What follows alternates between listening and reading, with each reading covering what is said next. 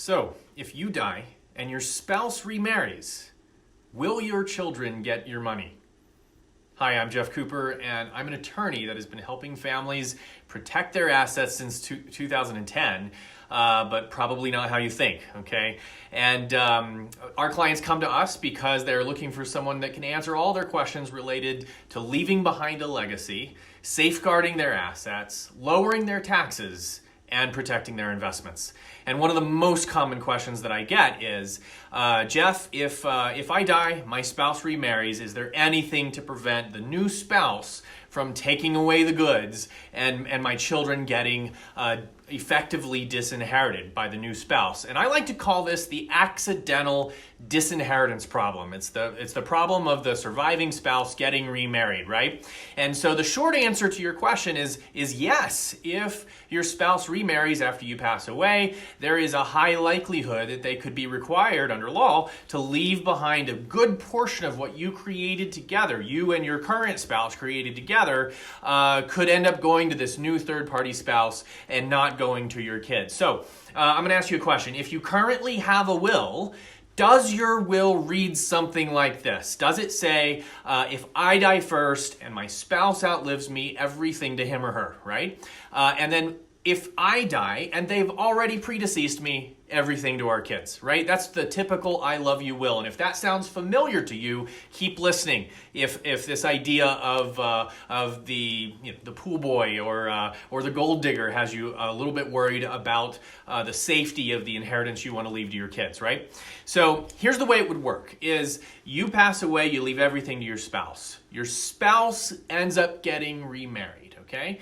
Now, under current law, if they remarry, they are required by law to leave to their new spouse something called a spousal share. And that spousal share grows in value each year that they continue to be married, all the way until it reaches 50%, which means that unless you have another way to protect that inheritance, that you could end up losing, your children could end up losing 50% of the inheritance that was originally intended for them. So there's really just two ways for you to protect against this possibility. And method number one is that your surviving spouse would sign a prenuptial agreement with that new spouse before they get remarried. Okay, that's method number one.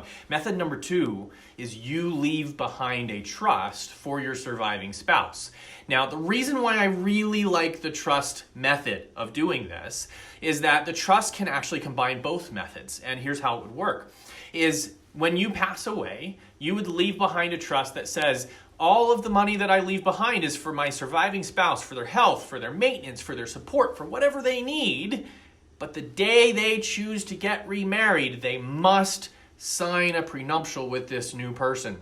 They must sign a prenuptial with this new person. And if they fail to do that, then there's safeguards built in so that the trust is protected from this new spouse, right? And so if you really do want to protect the inheritance that you have, let's say that you have a long-term marriage, right? You've been married 15, 20, 30, 40 years together, then likely this is something you would both agree on, right? Is you would both agree that right now we want to put a trust in place. Doesn't matter which of us dies first. The survivor gets the benefit of everything for their health, for their maintenance, for their support, for whatever they need, with the additional requirement that if any new spouse comes in, they have to sign a prenuptial with that new spouse, okay? And if you're in good shape with your marriage, that's likely something both of you would want to agree to right now, and then it would already be in place for later on, right?